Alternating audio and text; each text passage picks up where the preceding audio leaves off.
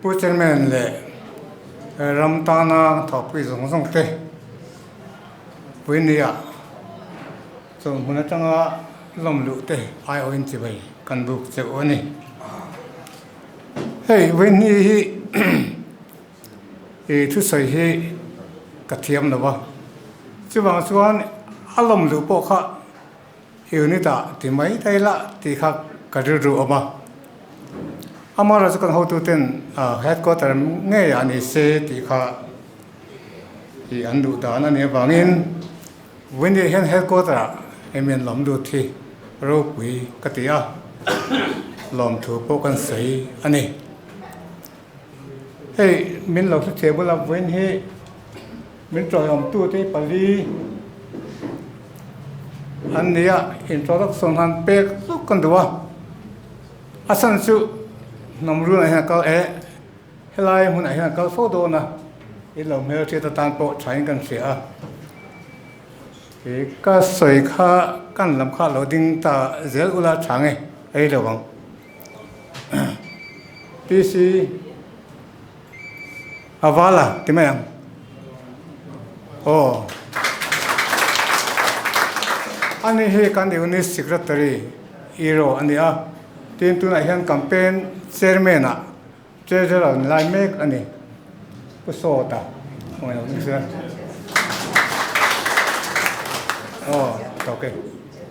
ani he kan unit committee member ani a tin ma he inspector pension ani pupan na lo ring sir oh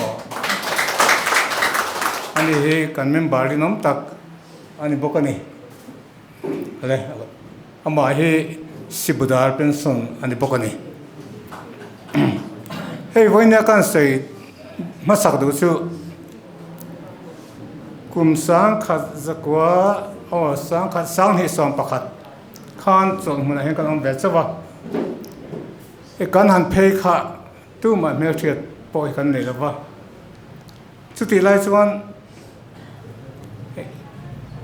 cái pha te hi pan hi kan sar maya dam doina na zeta la ken anama khumin chiang hian khemo kan khaya chuti lai chung karel ru hi abang a khopa sum he kan nei bak lo boka kan mang an zia te kan hat sa zia te hi udu ma hian he kan li da hian alo sia he kan upakenga pukung kha lo leng se ka van ti e tia e ka van leng ta a be se lo takin seng sing ni ka me lo pe ni chulai cha kan e sabak lo wa tin seng sing ni min pe ba ka khan ka ho dong khan an nu hian seng sang thum min pe bo ka ni I aro pui leng ka se a e ka ru in amak mangao in sa po kan ni lem laba in aparting zong pong part khat po kan ni laba khati lai khan MNA pa khian headquarter khian senior from again GS kan ya apart thu po kan sang de ya khati nga kan ta na seng sing hi ba ka anun seng sang thumin pe kha yaro pui ka til to ka e ka ho ko nga anh hi pathian mi ngai chu anon hi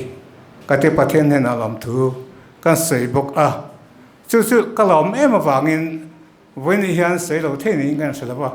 kan sei chu masa ani he kan sia tong khan election kan nei ta tel tela in sia tangin pu do ma he solmon khwa kan veng ani a tin orong bol na ko po irang bol tu upa kan upamin kan upati kan upate sing a chuan kan ngai sang ania tin Sunday school ate hian zirtir tu kan ni hawa he kan sa chiang em a chuti lai chuan ka ruwa tun lai in than nei to wang hian ngai he pudu ma he se chen na te sel na te hi anna se em maya hei hi mi ni na lo maya in soi vak te hi e kan ru anat puya kan tuar puya e kan le na e mani ti kha kan sei duwa tin ama sa chiang to piang hian e kan fak ani tin som hun po hian kan ngai sanga e som hun a khon om na party khu englai main a singai lawa e party a chuan an tam ve reng ani chu bang chang pui ni po hian ama wang te a thorim na wang te le ram amhangai wang te poin ke ni MNA from tang hian e troi om hi kan cha ka tin anung si po kan cha ka win ya po hian e kanun thak so ka ni ti kha kan sei duwa tin MNA fa kumbre tak e chang khat dian kan oma e party dang ai kan pe ngai la ba e ru ka chin ka kan ni a amara chu na hian ka sai dong khan e kan veng pa hi englai mo phasan lo tur kan ni line party sana kan reng mai hi adik lovin ka sia a siwang chuan tun chu ma chuan honge kan veng pa nge pudoma hi in zi ve to teng apa tiom na ZPM a hian an policy kal phung thar ti lo ting ve thei turin an zinga itel ve teng ti in ZPM kan zom ve ani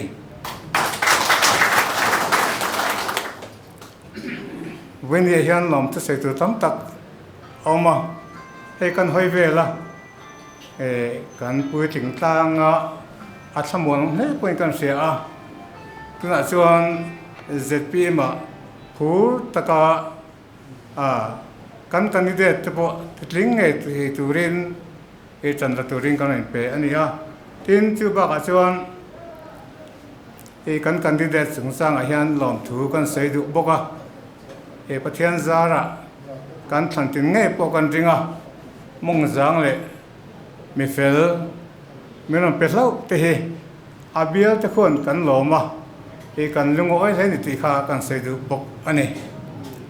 tin when ye hian e kan thopui tu te he e kan obi thin te ani a mania nimi pe khan ban na kan thelu ta kan sei mai menga kan president kan unit president min thak tu kha ngai ban na ten thelu teng ka ti a ma se lo rem ti tla lo mai ala du lo ba e ka phar reng lo a ti tla mai a e thelu lo ka chuak le ta chuan engpon ni se secretary ne kan thelu mai teng ka ti a secretary khalom lo ba anun he la khang ka pe a e hi lo pe mai te ting ka thelu ta a e ka thelu mai omo te ka te rum ruma ma se e an pom ta ni tu ra chen kan nga ya eng ma thule la kan nei la ba weni hian ZPM ka lo lu thi kan lom tak ne ba tu na chon kal phung thar policy ki lo ting ngai thei tu ra thok tu zinga kan lo tel thei hi ka lo me ma lom tu kan sei ani e ka lo me